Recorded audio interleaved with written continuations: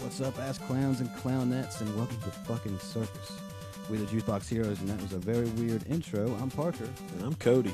And as you already know, this is the podcast where we talk about everything but accomplish nothing at all. What's on your mind today, Cody?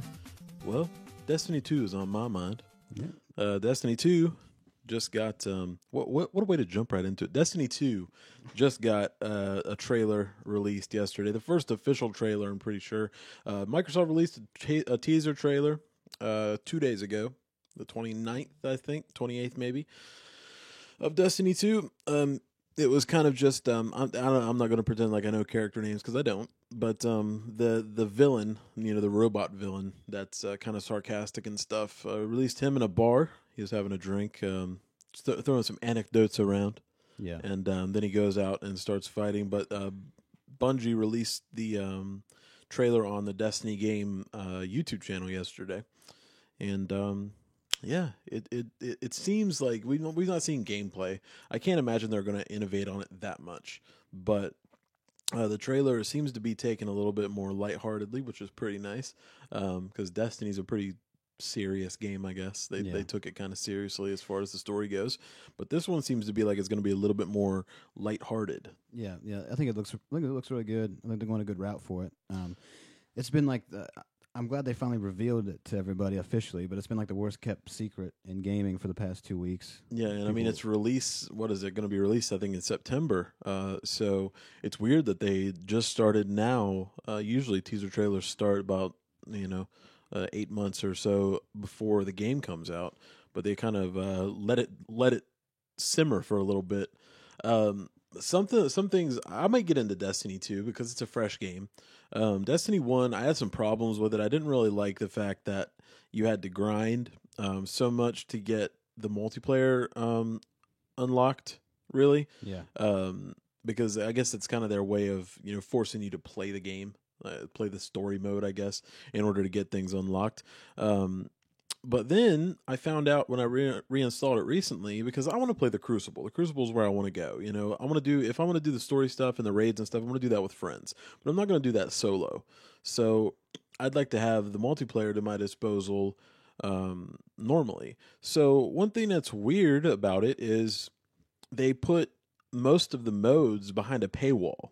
You have to have the Rise of Iron DLC pack in order to play most of the multiplayer game modes. So the only thing you have available to you is 3v3 classic, 6v6 classic, and then free for all.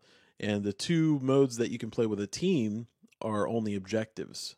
So there's no deathmatch. The only way you find deathmatch is if you go to free for all, which is, it's so weird that they chose to do it this way. I guess it's a way to get you to buy the DLC, but I think that's fucking shady. Yeah, that is a little shitty. I was really into Destiny when it first came out, but I quit playing it because I really didn't have, like, at that time, none of our friends were even playing it for whatever reason. You had a PS4 at the time. Yeah, I had a PS4 at the time, and I had nobody to play it with. And then when I went back to Xbox, nobody was playing it by then. So I never really got to play it. I mean, I enjoyed it, and like, I don't know. I think Bungie just tried to go a different route with it instead of just going like, they had Halo and it was really successful, but they like went a different route from just like online competitive stuff to you're working together sort of thing. Right. So you're playing like raids and that sort of thing, but you're working together with people. Yeah. So I think they tried to focus on a different game style, and then they added that stuff later, like the team deathmatch type of stuff and stuff like that. Like I always felt like the Crucible and shit like that was secondary to them. Oh, 100%. But I mean, I liked playing like the raids and stuff like that, and through the storyline stuff with people. But the thing is, you gotta. It's a game where you gotta have people to play with you, because it's really you can like search for like randoms or whatever. Yeah, you can drop in. But I mean, who the fuck's who wants to trust what are you gonna invest a bunch of time and then like effort in, and then that guy fuck up? You know what I mean? Somebody get wrecked and then you're laying there dead. Yeah, so it's a game you got to depend on people wanting to play and stuff. And our friend Dabney, he's been wanting us to get back into it because he's recently got back into it pretty heavy. And when I'll buy Destiny 2 when it comes out and play. But I'm afraid it's going to go in the same cycle. Eventually, people will get sick of playing it, and we won't have enough to play, and then I'll just be like, all right, well, I'm getting rid of it.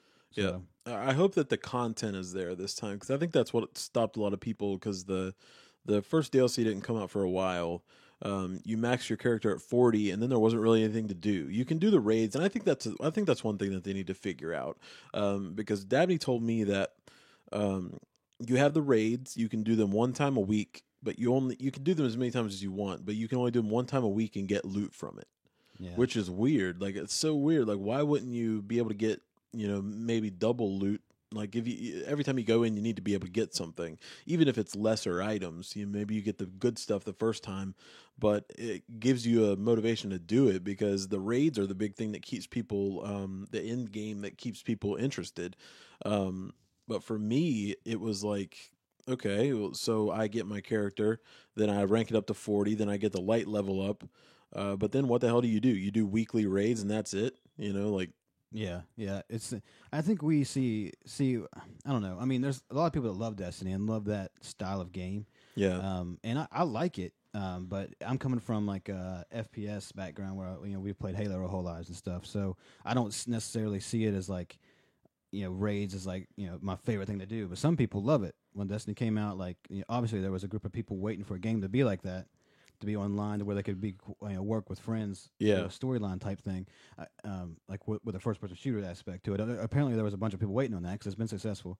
But I like it and I'll do it. But like I said, I'm not gonna like go hunt down, try to meet people online and hunt them down and be like, oh, hey man, you're gonna play every single day and you want to do this. Yeah, like, I'm not gonna go that far into it. But if our friends are gonna play it and they want us to play with them, then I'll do it. I'll do it for sure, and I like it. But but I just see it as like I'd rather just be like play competitively against each other in like a Slayer or deathmatch type scenario. Or at least objectives. But like I said, I like the raids and stuff too. I'll play it, but just my background's competitive stuff. Yeah, it's one of those things. Like I'll buy the game and I'll play it, but it's not something. I don't think it's a game that could draw me in and hook me. Where I turn it on by myself every single day and play. Because that's the same way with me. With FPS games, I'm more of a competitive style, so I'll probably spend most of my time in Destiny 2's version of the Crucible. So that's that. But Destiny 2, I mean, it's a hyped game, and I think it's going to be definitely successful. I'm glad the guys at Bungie are still having success after Halo, because I owe my gaming life to them, because that Halo is my favorite series of all time, and they did majority of the games so far. They did the best games so far. Without Bungie, there would be no Halo. Definitely not in its form that it is or was. Yeah, currently, they really paved the way for like that whole style of game. Yeah, I mean other than like, that's, I think a lot more games are framed around Halo's framework than Call of Duty's. Yeah, honestly. I mean, I think Call of Duty really, I mean, Halo. I think they borrowed a lot of things from Halo to make their like the system work, and like like you said, like the framework of how to do it. Because Halo early on was the preferred one, right? And then eventually Call of Duty, more people started playing Call of Duty. COD 4 came out and changed the game as far as FPS, because you were able to have a casual style FPS. Competitive FPS, whereas Halo, you have to have skills in order to get the kills. Yeah, but with Call of Duty, you get the kills, dude. Yeah, dude. That put that on a fucking T-shirt. You like that? You like that tagline, dude? I liked it when it came out of my mouth. But yeah, but with Call of Duty, it was more of a casual thing, because even if you sat in a corner and just shot a gun every once in a while, you could still kill somebody. But yeah, I'm excited for Destiny 2. Not as hyped as a lot of people, but I think it's right. You can rightfully be skeptical, but be excited. I mean, it looks good, and I'm hopeful, and I'll definitely give it a shot. Yeah, I hope I hope the content's there, and I hope they don't put things behind stupid paywalls and make me go buy a $60 DLC or whatever in order to get the game. But that being said, I want to talk about something that really, really peeved me this week, and I'm honestly I'm a little frustrated about it. It's not something that I can change, obviously. You can't revert, but Xbox updated their menu system, their guide, and it's not good. And I want to talk, I guess I need to elaborate on that a little bit. It's not good as far as the way that they've executed it. The speed and stuff is way faster. Don't get me wrong there. Like, it's a lot more reliable, but it's cumbersome. It's really cumbersome to get to your home menu now, because you have to push your Xbox button, then you have to scroll over from the Xbox button, go to your home menu that way. Whereas before you just press the Xbox button, it takes you right to the home. There's not a way to change that as far as I know. But it's like they put it all in this one menu, and you scroll up and down, and getting to most things isn't a problem, but it's just it's the whole fact of having to do an extra step. Yeah. It frustrates me to no end. That I don't know. I got it a few days early because I'm a preview member, and it gave me an Xbox Insider or whatever it's called. So I got the update a couple days earlier, and I was complaining about it, and everybody's like, "What the hell are you talking about? Like, it's fine." And then the update hit everybody day before yesterday, I think. Everybody's like, "Shit, this sucks." Yeah. I mean, for me, I didn't really notice any negative stuff, but you do a lot more stuff with it than I do. Because I just play games on mine pretty much. You stream from Twitch and stuff, and use the Snap feature a lot more than I do. So I could see why like people that use it like you do, it would really be a fucking piss off. Yeah, I was pissed off to find out because I couldn't figure out how. Because usually you can say Cortana Snap, Snap Twitch, and it will do that. It'll snap it right up, and it's fine. And you can snap anything, but it wouldn't work for a couple days, and I couldn't figure out why. So I went online and Googled it, and turns out that with this new menu update, they took out the snap feature. Okay, now a lot of people don't use the snap feature, because for me, playing my game and having Netflix running or YouTube running on the side is kind of weird. Yeah. It's hard to play. It's hard to focus, but there are some apps that you need it for. So now, instead of saying Snap Twitch and going to your broadcast that way, here's what you have to do. You have to start your game up, okay? You get the game started up. You have to press the home button. Open up Twitch. Then you have to scroll down, press broadcast, okay? And then it will snap the app to the side of the screen, but it still doesn't change the fact that you have to go into your menu, find Twitch, open it up, and do it that way. And it opens up the whole Twitch app, okay? So you have full screen like you're about to watch a stream. Okay, the problem is half of the time when you press broadcast, it doesn't reopen the game. No. So it's like fucked up. So Yeah. half of the time it goes where you want it to go, and then half of the time it doesn't. I think that they need to. I think they need to be able to turn that option on, the snap option on for certain apps that are used that way. Yeah. And I don't know if Twitch could get on them because the Twitch app on Xbox is pretty much garbage, anyways. But it's the best you can have. Now they did open up that Beam broadcasting crap that I've not really played around with. I can't figure out how to work it. But I'll figure that out. But I'm sure that's the one that they're focusing mainly on.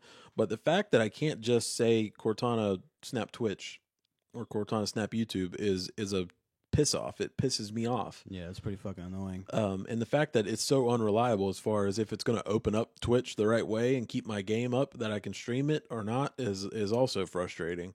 So I don't think they really took into account a lot of things that people do with the snap feature and a lot of things people do with the menu before they went ahead and decided to change it. And in the end, it doesn't matter because it's their platform. They can do what they want. But you would think that they would at least have a little bit of input as far as, want that customer input as far as, what do you guys want to keep and what could you live without? Yeah. I don't know. It's shitty. I mean, I guess they'd had to look at it and see that maybe most people that stream don't use it or something, but I mean, the people that do use it, you're fucking them over. Yeah, I mean, it was a big selling point. It was built into your Xbox. You don't have to have separate software, separate computer, anything like that to stream to Twitch. It makes it accessible for everybody, whereas before, you didn't have that option. It wasn't accessible to everybody. And that was a big selling point. And a lot of people, like, hundreds of people still stream from their Xboxes on Twitch every day. Big YouTube or big Twitch people do it. Yeah. People, you go on the Twitch app on the Xbox, and you can look at the top Xbox channels, the people that are streaming from their Xbox, and there's people that have 10,000 plus followers that are streaming from their Xbox. Yeah. And the fact that they're making it hard, you would think it would piss those people off, and it might piss them off. I don't know, but it probably does. I'm sure it does. But some people do that as their job and shit, So the fact that you're making it harder on them, you would think it pissed them off anyways. But I just do it for fun, and it was pissing me off. So I was getting really fucking mad. yeah, I hope that they iron out the problems. I hope that they add like a selective snap option, maybe like for certain apps that need it. Maybe they can add it into where you can do it. I don't know. But they need to iron out a couple of problems that I'm realizing, and I've not looked at the overall reception of the new guide, but for me, there are pros and there are a lot of cons. The only pro that I can really think of now is it's a lot quicker, a lot more responsive. Yeah, it is a lot quicker, and I gotta say that it is. I could notice it. Like I noticed it yesterday when I was going to the Xbox. I didn't even know about it. I didn't know this update was coming, and I got on there. I was like, "What the fuck? This update?" And I updated when it was, in sleep mode, I guess. But yeah, it was a lot different, but it was a lot faster. But it fucked a lot of people over. So Yeah, let's talk about Zelda Breath of the Wild for a second. Um, the game's phenomenal, yeah, 100% phenomenal. for sure. But I want to talk about the support that Nintendo's giving it. I'm really excited and happy to see Nintendo supporting a Game Pass launch, where something you only really saw two games before that they've ever done this with, Splatoon and Mario Kart 8. But Nintendo released the 1.1.1 patch for Breath of the Wild. And I mean, it's just stability problems that are fixed. So the frame rate issues are being fixed. You'll have some parts where you'll drop frames and stuff. Yeah, Some graphical glitches, I'm sure, that people have found, and fixing the solidarity of the game. But it's cool to see that they're actually supporting games past launch, and I think that's awesome. And it really says something to me about the Switch, is because we've never seen this level of not since the NES and the Super Nintendo, anyways, where Nintendo is so behind a product. yeah, Because I feel like with the Wii U, they didn't even give a shit. They're just like, okay, we'll release this console. We're just gonna put it out there, not listen to anybody. We're just gonna do our own thing. yeah. And maybe there was a change in the company or something. I mean, we might have to look into that and see, but. Something's changed their direction. Like their thought process behind it, and you can tell that they're way behind the Switch. And maybe it's because they know they've got something solid this time. I mean, and a lot of people like the Wii U. I didn't think there was anything really wrong with the Wii U. It's just No. it didn't catch on like the Switch has. Yeah, they had but- marketing flaws with the Wii U that caused it to fail. Yeah. Is what I think. But I mean, maybe they just were trying to cut their losses and knew it wasn't going to be a great seller. So, but they know they have faith in the Switch and faith in the titles that are coming for the Switch, and they're already on the Switch, like Zelda. So I mean, it just shows you too how much they're really caring about it and how much they're banking on this Zelda being good. And Yeah. it is, I mean, people love it. So I mean, they're doing a good job. They picked the right game to back. Yeah, I mean they have DLC coming out. They had day one DLC, as far as I know, because when you went to the Switch launch at GameStop, everybody's like, "You want to get the DLC? You want to get that day one DLC?" And I'm like, "No, thank you. Don't want your day one DLC. I just want to play the game. Thank you." Yeah. That pisses me off. But when you go in there, but it's so nice. It's kind of refreshing as well to see that they're behind their product and they're going to push it hard, which means that they're going to push harder to make sure that the updates that come out are good. They're going to make sure that the games that they put out are good. They're going to push for that third-party support. I think they're going to keep that around, that was the killer of the Wii U. Other than their marketing fails, they shouldn't have called it the Wii U. They should have called it something else. They should have distanced it from the Wii, so they didn't think. And I think they figured that out with the Switch. Yeah. But the other fact is that the software or the hardware that was so hard to develop for that a lot of third parties were like, yeah, maybe it's not worth it to put our system on or put our game on a system that sold 3 million systems, Right. So far, and we had to put in all this time. Like, what is that game? Project Cars was coming out on the Wii U, came out on the PS4 and the Xbox and the PC. And then, like 6 months afterwards, they were like, "Yeah, we went ahead and stopped developing it for the Wii U." So the fact that they've got everything figured out, and I think the hardware that they've made for the Switch is so innovative and something that's never been done before. I think it's going to be a no-brainer, going to be a success, and I think they realize that. Yeah, and they did a good job making it not feel gimmicky. You know what I mean? Right. Like after the the Wii kind of died down from its hype and stuff.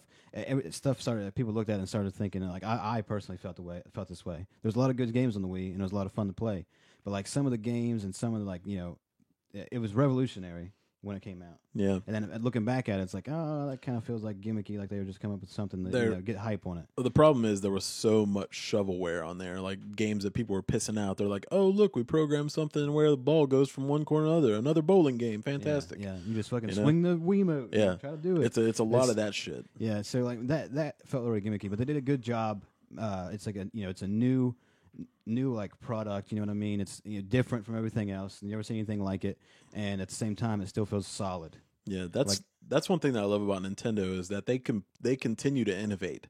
They don't want to put out something that's been done before, and I think that's something that Nintendo has an edge over Microsoft and Sony is the fact that they're willing to take chances, and they're in a position where they can take chances. Yeah. So they're trying all this new stuff, and honestly, PlayStation VR might be cool, but it still boils to the fact you can't take PlayStation VR with you on the go. Yeah. You can't take your PlayStation 4 in your backpack and play it on the train or in a elevator or some garbage like that. Like the Switch is freaking amazing. Like honestly, it might have not very many games yet, but we're in freaking March still.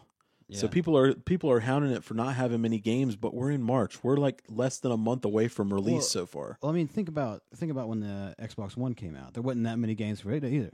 You know what I mean? Right. There was like that fucking shitty ass Rome game came out on launch, and then like hardly anything. So it took a while. I mean, every system takes a while to get games out. But I think people are just looking for a reason, to put the Switch down. Yeah, they're looking for problems to complain about. Is what the problem is. I mean, the fact that it's doing so well, and the people are still trying to find reasons to complain, but it's still doing so well. I mean, that speaks for it speaks for the system. That's pretty good.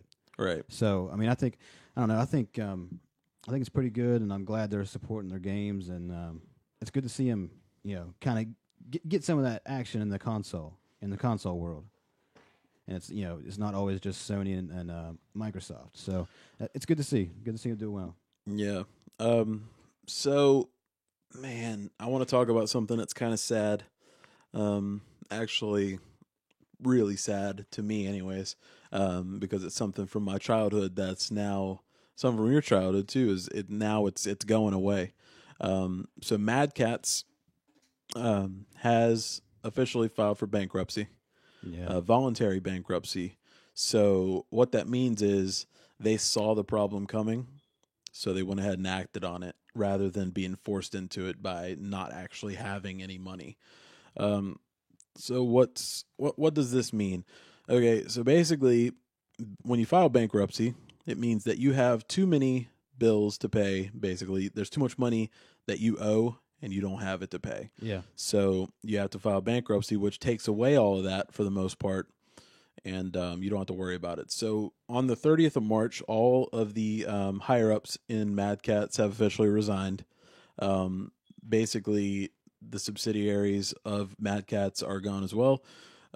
So what's happening is that they're liquidating and closing up shop. And Mad Catz has long been, since the 90s, a accessory maker. So in the 90s with the Super Nintendo, the N64, the Game Boy and stuff like that, accessories were a big thing. You had the lights for your Game Boy Color, you had all that stuff. And it was cool stuff to have, and it was useful to have. And they make probably the best tournament joysticks or fight sticks that you can have out there. So the fact that they're shutting it down now, it sucks because accessories have become more or less a thing of the past, and the things that are made for accessories for systems are made first party now. Yeah. So like the cool controllers, like the Elite controller for the Xbox, take that for example. That would have been something 10 years ago that Mad Catz would have been making, or Pelican would have been making. But now the first parties, the Microsoft and Sony and Nintendo, they figured out, well, hell, let's cut out the middleman. We'll just make it ourselves, right, and capitalize on that money ourselves. But it sucks, and I think I don't know if it's the one thing that did put the nail in the coffin for them, but I think the biggest problem and probably what they're sitting on a lot of inventory right now is when Rock Band had this revival and Guitar Hero had this revival, Yeah. they went in hard on the controllers again. So this has been a few months ago, but I was listening to the Completely Unnecessary podcast. That's probably my favorite one to listen to for gaming. They were talking about that Mad Catz. It was reported that they had like 12. It was like 12 or 20, $22 million worth of Rock Band merchandise, like controllers and stuff. That's fucking crazy. Microphones and stuff that they're sitting on, that they went all in on a fad, and that was, I think, a big misstep on their part. And that's probably what put the nail in the coffin for them, because accessory sales third party have been going down year after year, and they'll continue to go down year after year until basically Nyko is the only one remaining, because Nyko is probably the biggest one right now. But it just sucks, man, because Mad Catz, man, like they were you always saw them in the stores. You knew Mad Cat's name. Yeah, I mean, and just so much shit that I've had over the years was Mad Catz. It's just fucking sad. I mean, like, I remember having all the accessories for the Game Boy Color they fucking made. I can't tell you how many times that fucking little Game Boy Color Light saved me, and I was able to keep playing fucking Pokemon and shit. There's actually a funny story. One time we were, I'm pretty sure you was with us. Our grandpa was taking us to the fucking fair, one of the fairs around here or something. And like he was like trying to talk to everybody, and he noticed I was kept playing my Game Boy, so he turned the dome light off that I had turned on, and then he thinking he was like, going to get me to quit playing, so I couldn't see. And then I pulled out that light, and he was like, "Are you serious?" Yeah. So, but I mean, there was all kinds of shit, and Mad Catz were always made decent quality stuff too. There used to be a lot of third party, like sketchy third party stuff out there. Even like controller wise, like I remember having PlayStation 2 and like PlayStation, the first PlayStation. I had like Mad Catz controllers, and I preferred them over the ones that came with the console. Yeah, Mad Catz honestly made obviously the Wavebird's the best one, but Mad Catz made probably the second best wireless GameCube controller out there. They made quality products. Yeah, and I mean, so you knew that was one you could always get if you didn't have the money to spend on like the first party stuff. And like I said, for the PlayStation, I thought they made really good accessories for the PlayStation, and like the controllers were fucking great. And I remember like me and my brother Evan, we used to play with the Mad Catz controllers, not even play with the other ones. So. Yeah, so it says something, and it's a sad day to see them go. But honestly, I think it's just a matter of time for all of them. Yeah. There's always going to be that gimmicky stuff that smaller companies can make that you think you're going to need, like the third party $10 cheaper, racing wheels for the Wii and things like that. All those accessories that are a little bit cheaper quality, but you save money because they're a bargain. Yeah, and the thing is, though, you'll know, like, without the name recognition and like the brand recognition that they had throughout the years, with people being able to use their stuff. I mean, like, it would be hard for a third party now to start making gimmicky stuff like that, and people buy it because you don't know if you can trust it. Because there's a lot of shit stuff out there that people make just to try to sell. Yeah. So I mean, that was the thing for me. Like, I always never really bought third party stuff, but when growing up, I didn't. My parents didn't have that much money, so if we needed a controller, we needed a memory card, we needed anything. It was the $15 on the shelf thing versus the $50 thing. Right. So we got the Mad Catz, and it was good quality. And I mean, nowadays, what besides Pelican? And I mean, I've had some Pelican stuff that was shit, to be honest. But I don't want to shit talking. But besides them, what other name brand really is there? Besides Nyko. Yeah, Nyko. Yeah. Nyko is really the only one I can think of. And really, Power A. Yeah, Power A. That's another good shout. But I mean, Mad Catz is the one I always went to, the one I always trusted. You know what I mean? So yeah, because you knew what you were getting. I never had anything to complain about because I had a couple fight sticks. I had a fight pad for the 360 from Mad Catz. It's all good stuff, and the only thing that we can really hope for at this point is that somebody bigger picks them up and revives them up. Which, I mean, if they're filing for bankruptcy, maybe it wasn't public knowledge before, but they are a publicly traded company, so it has to be public knowledge. But I'm just hoping that somebody decides and they realize, hey, these guys have been around forever. Maybe they just had a couple missteps. Let's give them another shot. Yeah. So basically, you just got to hope for that. But for now, it seems like it's kind of just it's liquidating. They're liquidating the stock. So if you want to get some stuff cheap, probably check out their website. But it just sucks that they're going out like this, because it's another piece of our childhood that's going away, and there's not much left, honestly. Pelican's gone. Pelican's been gone for a while, I'm pretty sure. Mad Catz is going. Nyko only came about 5-10 years ago, maybe. So when the Wii came out was when you started hearing about Nyko, and this Power A company. only in the last couple of years have I heard anything about it. So, except it just kind of boils down to the point that accessories are dying. It's a sad day. They're eliminating the need for them, honestly, because the technology's getting there to the point where you don't need things like that anymore. You know, the accessories for the most part were made to enhance the gaming experience, and now with controllers and stuff being as advanced as they are, you don't need stuff like that anymore. Right. But man, sad day. Sad day. That's all I can say. Sad. Very sad. That's all I can say. So let's shoot you into the next topic because I don't really know much about it. Talking about this this investigation on Google. Yeah, I don't think there's anything official yet. A rumor. Yeah, it's a rumor, so I don't think it's anything official. But apparently, Google might be facing a federal investigation because of them monetizing terrorist accounts. Which, I mean, honestly, we're talking YouTube. Yeah, we're talking YouTube. We're talking YouTube. Yeah. So unless they're just posting stuff out in the open, about terrorism and stuff, I don't know how they would stop it. You know what I mean? So like, how are they supposed to know that's going towards that? But that's why you got to take it with a grain of salt. But there is, like, it has been in the news the past couple of days that Google might be getting in trouble, or not getting in trouble, but there might be an investigation about it. Which, I mean, I don't know what they really could do. Like I said, unless it's for one, is it okay, even though they're terrorists, to not have freedom of speech on YouTube, where you're supposed to have freedom of speech on YouTube altogether? I mean, they can censor it as much as they want. I think what they need to do, the only option that I see here is, okay, so when you start a new YouTube channel, you have to post a certain amount of things in order, and then whenever you go for monetization and things like that, I think somebody physically needs to go to your channel, or set something out. The algorithm, set the damn algorithm in quotations, like the dreaded algorithm, send it to your channel. Listen for words, keywords, things in the descriptions, things like that. See if it's all checks out, and you have to be like authorized to become a monetized channel.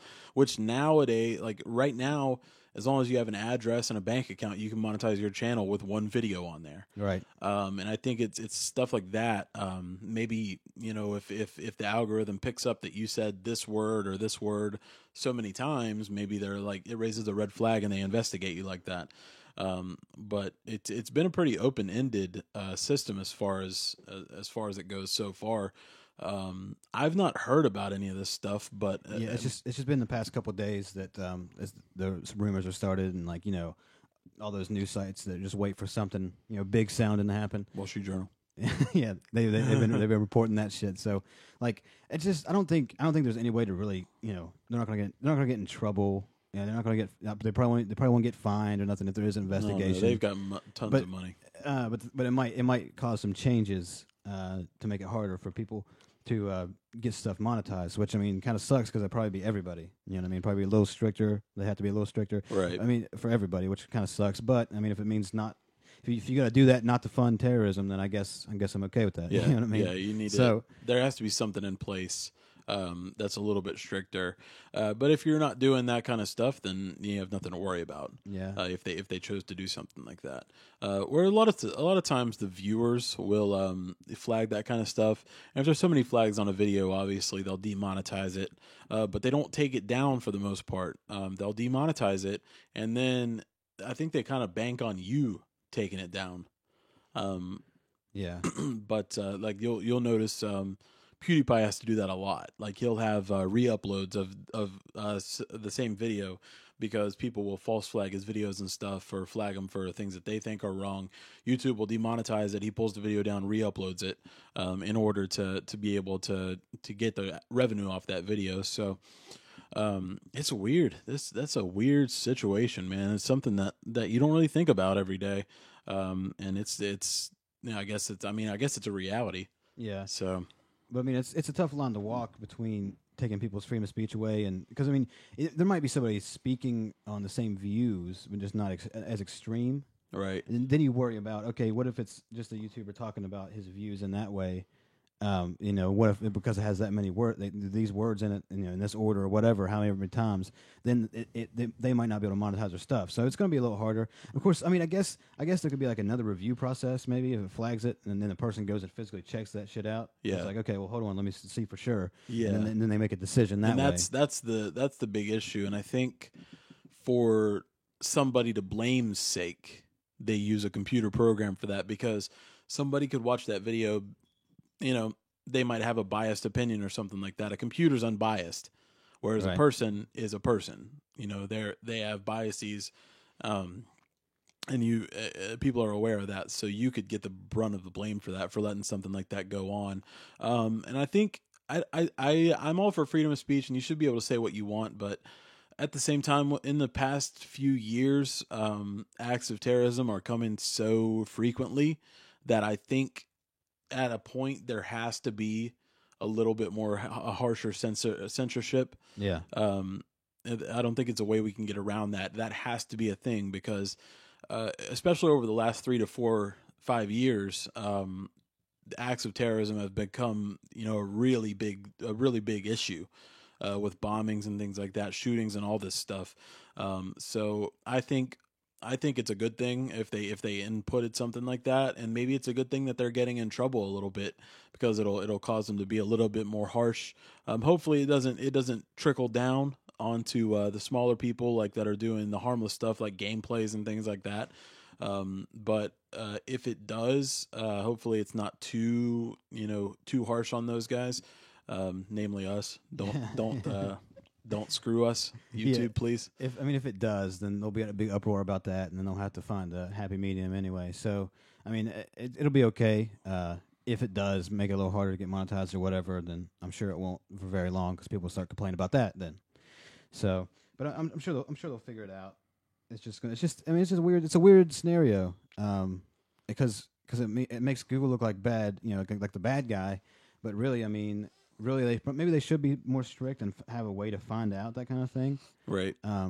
But like you said, they're just going to blame it on, the computer didn't pick it up, that it was bad, Yeah. So like, we'll fix it. That's probably what I say. Unfortunately, that's the way that a lot of people do now. You rely on a computer program. That way, there's not somebody to blame. Right.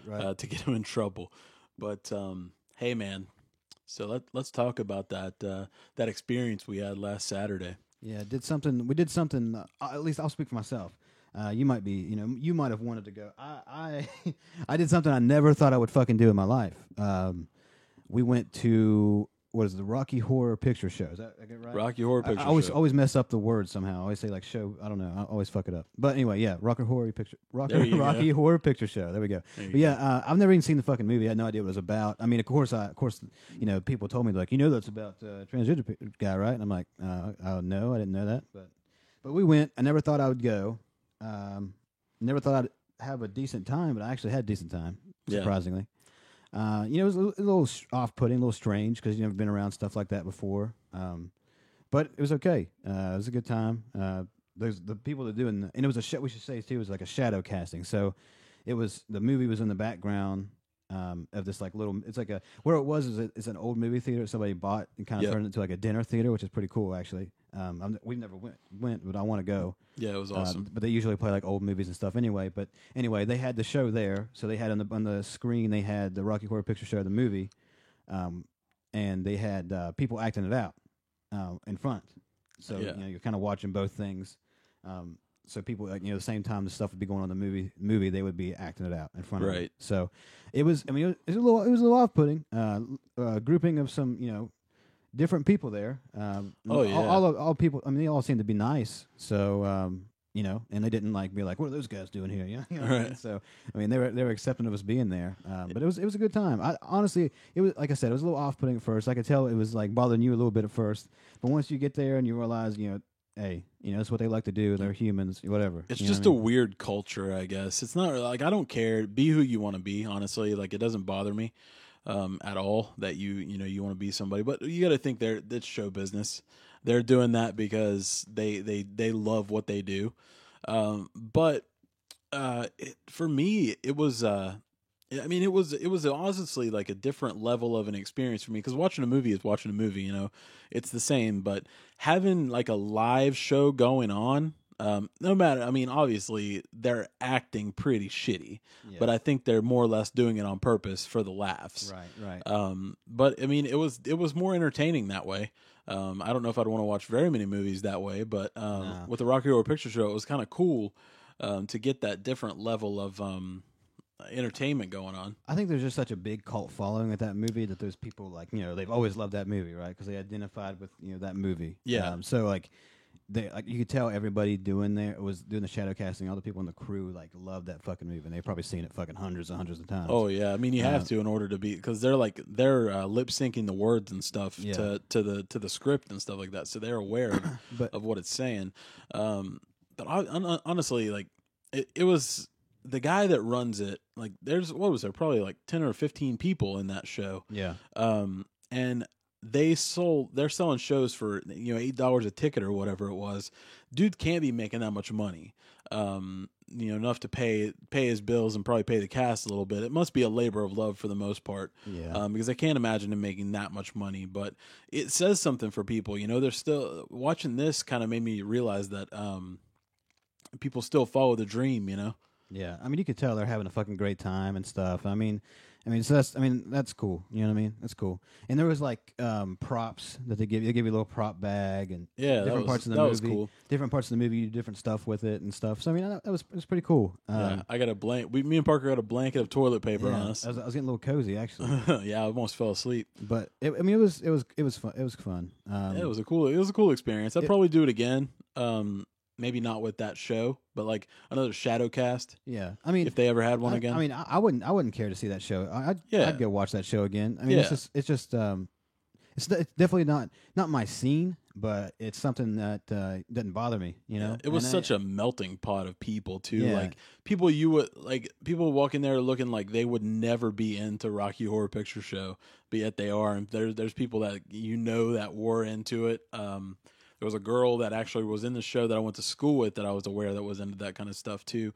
But Did we explain what the movie's actually about? Because for people that didn't know, do we ever do that yet? So let's talk about it to best of our knowledge. If you've never watched it before, now I don't know character names and things like that. Yeah, see, here's the thing. I went in there knowing nothing about the movie, and I came out not knowing anything about the movie. Probably knowing less, to be honest. I was like, because I mean, it's hard to watch the movie. Plus, the movie's a little confusing anyway because it's just everywhere. You know what I mean? It's just it's meant to be fun and random and that sort of thing. Yeah, but it's basically like. I mean, what is he? A scientist? Yeah, he's like a mad scientist. So basically, here's how the movie starts. All right, it's raining outside, and the guy and the woman, the main characters, they walk to this castle because their car breaks down in the rain. So they get in there and they're greeted by a maid and like the butler character, and those creepy as fuck. Brother and sister they are, as far as I know. And they start singing, and all these people come out of the woodwork. Like there's like 20 people just show up out of nowhere, and they do the Time Warp, which is probably the best song in the movie. I actually enjoyed the song. I didn't much enjoy the fact that they made us dance to the song. Yeah, they made you get up and dance to it. Here's one thing that I didn't understand about this, and maybe I need to look into it and figure out why the fuck. Maybe there's a way it makes sense or something. Because people love this shit. But the Time Warp. Okay, why did that have anything to do with the rest of the movie? I have no idea. Like, why Time Warp? You know what I mean? They're not going back in time or nothing. I don't understand why that had anything to do with the movie. Yeah. But anyway, there was a fucking scene where they all get up and dance, and you got to get up and dance with them. And yeah, I mean, it was that's probably my favorite song of the whole movie. But then you meet Dr. Frankenfurter. Yeah. Which I think is probably the funniest thing of the whole movie. But he's like a mad scientist, but he's a drag queen. Yeah, he's a transgender person. Yeah. So he likes dressing up as he's a transvestite. Right. Which yeah. Yeah, he's a man dressed up like a woman. Transvestite. So he's a man dressed up as a woman. But he I mean, it was pretty crazy, to be honest. There's just so much shit going on. You don't understand it. Like it's hard to follow that movie, honestly. Yeah, it's everywhere, And the people doing the shadow cast, of course, are dressed as the characters. So there was men dressed as women in the show, which I mean that might have been the reason why it was a little off-putting at first because we're just not used to being around that sort of thing. But I mean, it was fine. They were having a great time. It was fun watching them have a good time acting out the movie and stuff. And it was a little uncomfortable at first, but then we got right in there. Once we realized they weren't going to be like, you know. Yeah, I was imagining because I'd always heard that they like grind all over you and stuff, and I was Yeah. like, maybe in the bigger scenes or something Yeah, I like mean, that. more But, other people that do it, like maybe a bigger like casting at bigger cities or some other ones. Yeah. These ones didn't. They just they kept to themselves and did it, and they was having a good time. And it's doing not like I'm weirded out by that. I'm more or less weirded out for the fact that like I like my space, it. and I hate when people invade my space if I don't want them to. Well- So they're like, obviously because they do this show and it's that nature of that show. But like the guy came over and he's like, "Oh, have you ever seen the show before?" Like wrote on my arm and stuff, and I'm like, Yeah. I didn't want that shit. I Like, li- and should've told him to fuck off. I lied to him and told him that I had seen it, so I Yeah. didn't get marked. But I saw him marking people's foreheads. Yeah, And I was like, Cody, he's gonna mark your fucking I forehead. would have been pissed off had he done that. Like honestly, I would have been really pissed off.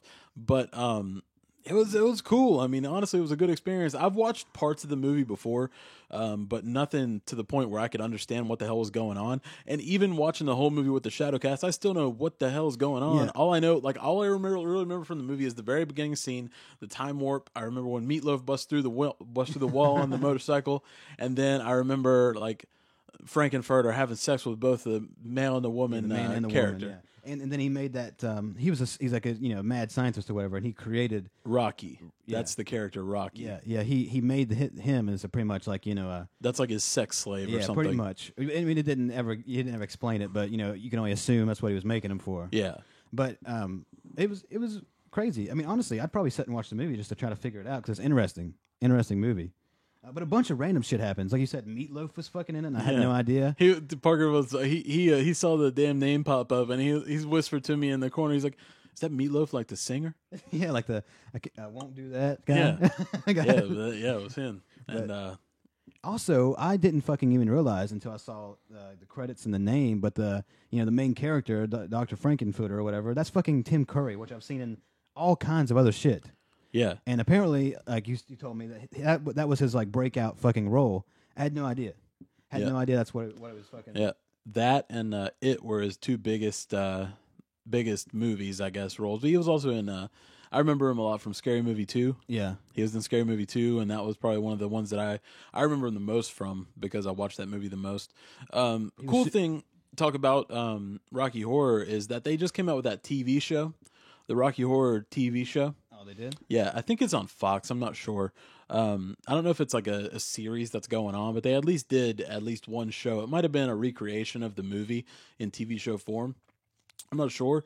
But Tim Curry was also in that one. Oh, that's cool. But he's super old, so he's instead of being Frankenfurter, now he's the narrator. You know, the guy that was like crazy, Yeah. like that cut to him in the library. He's that character now. But it was cool that they brought him back in because I mean, Tim Curry's probably in his late 60s at this point, Right. so he couldn't obviously do probably what they were doing on the stage. But he could play a part, and I think it's cool that they realized that he was such a big part of that movie and thought it would be awesome to bring him back. And I'm sure he was like, "Hell yeah, I'll do that!" Like, Yeah. you didn't have to ask me twice; I'll do it right now.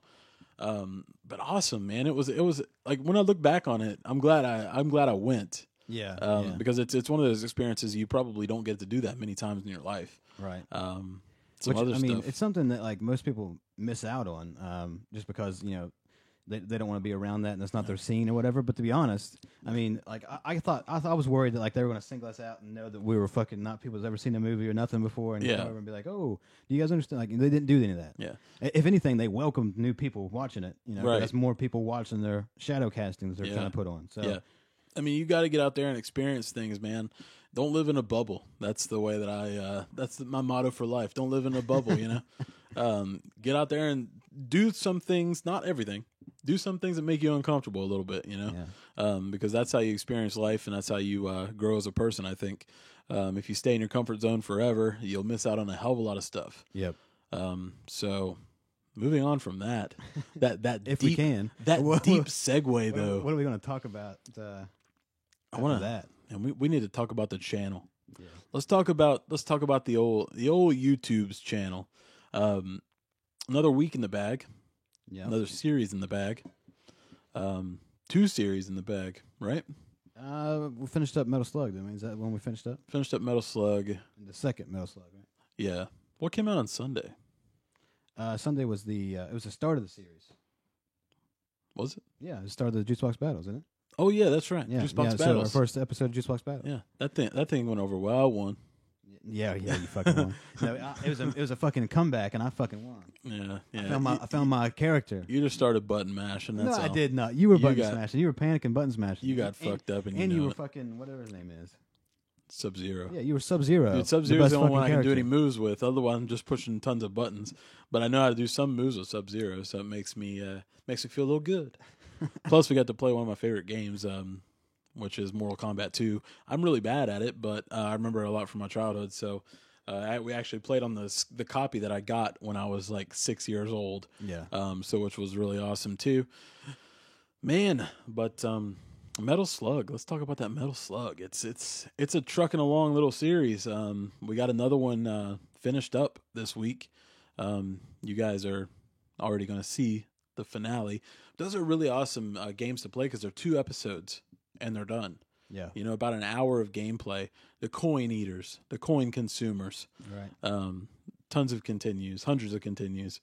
But then we got Conflict Desert Storm. That's going a pretty game that I always knew was good from back when we were kids because we played it, and I watched my dad play it a lot, and we knew it was a good game. Didn't know if it was going to make a great series, but it seems like from what we've recorded so far, it's a pretty decent game for a series. One that's pretty decently hard, actually, that we didn't really realize. It's pretty challenging, but I mean it's pretty good. It's a pretty good game, and it's making a good series. I think we've been doing about a mission per episode. Yeah, they run about 25 or 30 minutes long, so it's a perfect length for episodes. Yeah, so we've been doing that, and it's been going really good. So you guys can expect more of that. I did finally look up, see how many missions there was in it. So I think there's 15 missions. So, see, counting the one our first episode of it where we didn't fucking do shit. Yeah. Besides rage, we should at least have 16 episodes. I mean, there might be more that take more. You know, there might be missions that are longer later on the game, or ones we got to keep playing over and over. You know, 'cause we suck dick at video games. But, Yeah, buddy.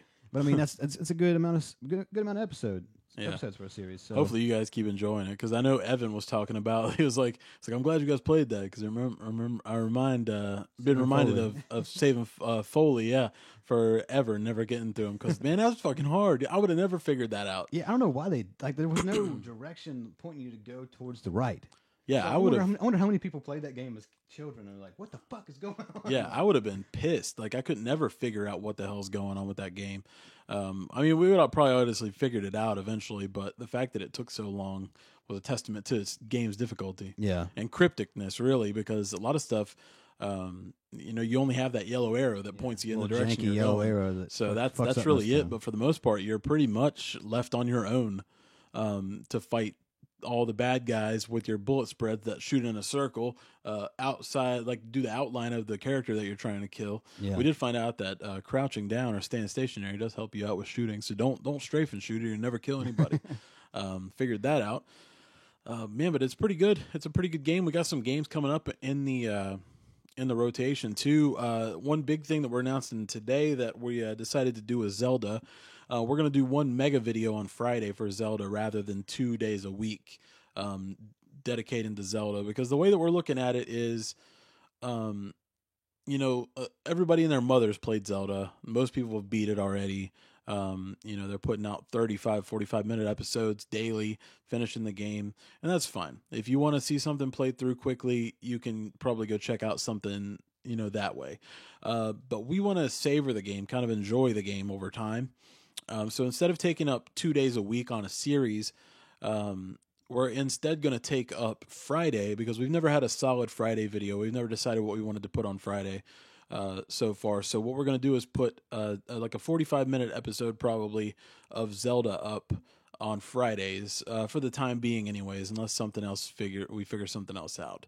That just makes more sense to me. Yeah, and it'll open up another series for us to start. Yeah, we can instead of alternating one series out, we can have 2 going at the same time plus Zelda. Yeah. So we'll be like our main 2 series, we'll be able to have a spot open for that for the the 2 days during the week of that. Yeah, because that tells it leads us into what we wanted to talk about towards the end of the podcast, is the freaking huge backlog of games that we have that we want to play that we're never going to get to rotating one series out every so often.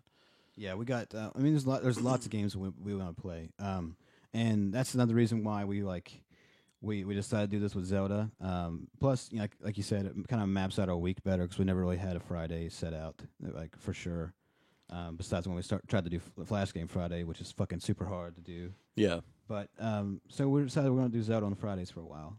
That way, you guys that like watching us play through Zelda, or people just watch us to watch us, it will still be there. It'll still be there on Fridays.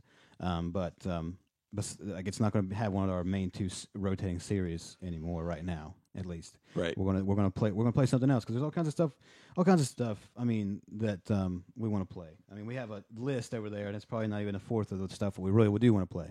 Yeah. So we tried to write some out, and we didn't even get probably. I don't know. It's probably like an eighth of what we want to play. I guarantee you there's 100 games that we want to play on the channel right now that we can easily think of. But in order to do that, we have to have a quick turnaround with series. So we need to bang them out and get on to the next ones that we want to do. If we ever want to have any chance of getting through all the games we want to play, because literally there's probably easily 100 that we can name off. Yeah. Plus, I mean, we want to do this. We want to keep. I mean, we're planning on doing this for a long. I don't want to stop at any point. No. So we're going to keep doing it regardless. But we're here till we die. Yeah. I think it's a little. That's fucking more. 90-year-old man, 90-year-old men here playing games. Like, hey, you remember the Xbox One? Remember my motto: skills to kill, skills to get the kill. Gotta have the skills to get the kills. But we, yeah, and plus, I mean, give you a little bit more variety. That way, Friday we're playing. Essentially, we're playing like 3 different games throughout the week.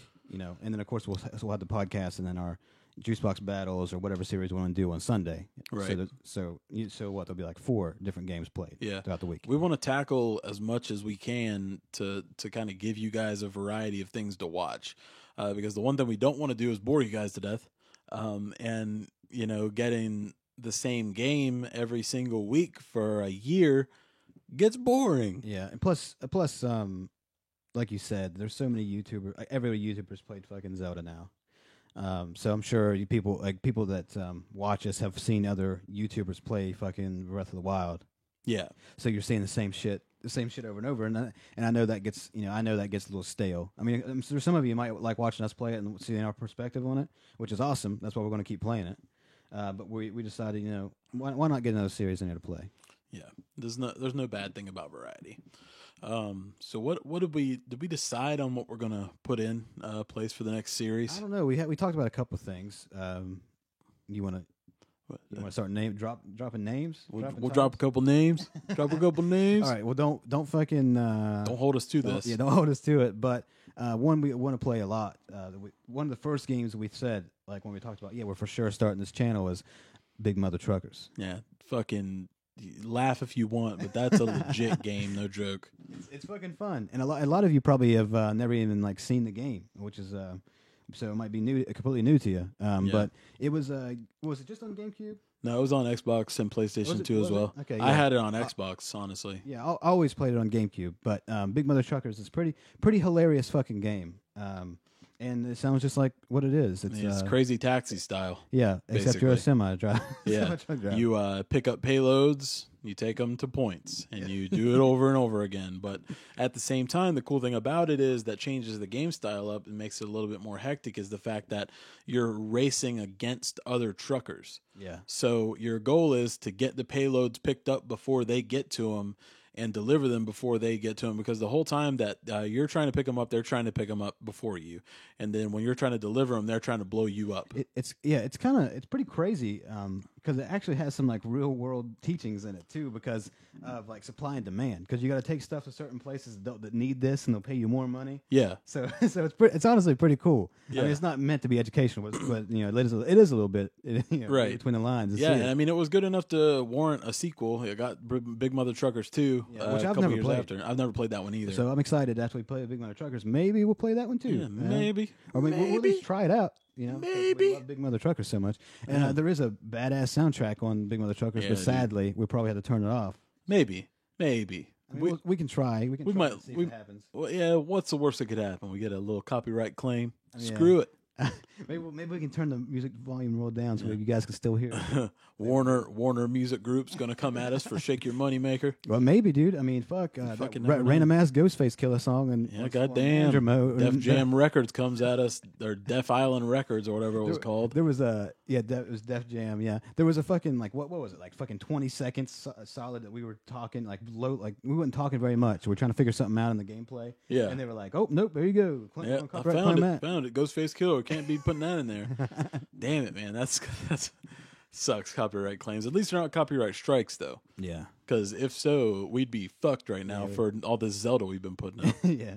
My God. But we'll figure something out. You know, yeah. Maybe we'll just turn the music down real low, but you guys still hear it. Or maybe we'll just act it out for you. There you go. We'll fucking act it out for them. I think we're in store pretty soon for a game jumping into the future, because I've noticed we've played a lot of older stuff. Yeah. Maybe it's time to get ourselves on the good old Xbox One or something. Yeah, we could. A couple games on there, like Tomb Raider. What about Tomb Raider? You ever played that one? I've never played it. I've never played the newest one. Not bad. Not bad game from what I've seen. Rayman Legends. There you go. Yeah, I've thought about that one a lot. I got that one. So we could play it. There's a lot of possibilities. Definitely going to have a lot of stuff going in and out. We're trying to get the series done as quickly as we can, but we want to enjoy them. We want you guys to enjoy them. We don't want to feel like we're just shelling content out for the sake of doing it. Right. But when you're looking at it from our point of view, the faster you bang a series out means the faster you can get to the next one. It's because we want to play all these games. We want to enjoy the games that we're playing, but at the same time, we want to play these games afterwards. So it's kind of a push and pull effect for the most part. But I think we're gonna get some stuff going. I don't know. Does Big Mother Truckers have an end game?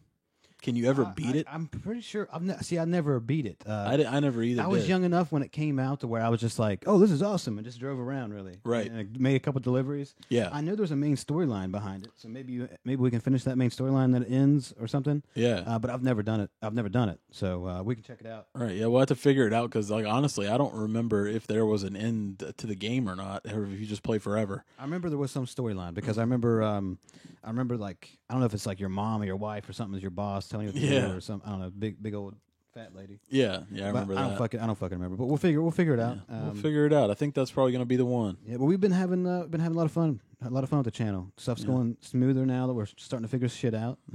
We had a couple audio problems where we had the voice too high, because we had recorded with the. See, what happens is we usually record with the newer systems with the Elgato. Yep. And the older stuff we're recording with the PVR. Yeah, the PVR. So it's a little different setup. So we got to try to balance and the PVR is a little more touchy. It has. You have to. Yeah, it's not easy to monitor how loud your audio is versus on the Elgato software. The PVR software is a little bit more messy to mess with, so you have to turn the volume down. You kind of have to play with it to get it right. But with the Juicebox Battles video, I noticed it was fucked. Yeah, because we were fucking screaming. That's why. Yeah, we were pissed off most of the time. It was clipping so much because we were fucking freaking the fuck out. Which, I mean, I made it to where it won't fuck your speakers, but the quality's shit. Yeah, it compressed it down so much. But at least it won't fuck your speakers when you go watch that Juicebox Battles right. video, We just got to figure that out. Which you should check out, by the way. Yeah, check that one out. Shameless plugs. But that actually turned out to be a good video other than the audio, but we just got to figure out the audio level, because in those games, obviously, we're competing against each other, so we're going to be a little bit louder. Yeah, no matter. I mean, we get excited playing games and scream, just random games too. So yeah, but the thing is like, I think we figured it out today. So on the first Desert Storm videos too. It was loud, but it wasn't. You could tell it was louder than normal. Yeah, but it wasn't like clipping because we wasn't really screaming and shit that much. So, right. But I think we figured it out. We dropped it down today when we used the PVR, and it sounds pretty good. So I think we got it figured out. I think we got it figured out. But man, what a riveting podcast we've had. Oh, yeah. What a great podcast! A lot of shit to talk about today. We figured it would run about an hour and a half, but I think we busted through it, man. Yeah. In like an hour and some odd seconds or minutes. But for anyways, is that a thing? Dude, good shit. Anyways, for March 31st of 2017, I'm Cody. I'm Parker. And we're the Juicebox Heroes. Hey, we're going to catch you motherfuckers in the next podcast. Word to your mother. Bitches. 'Cause we're the Juicebox Heroes with stars in our eyes. Wait, what? Juicebox Heroes.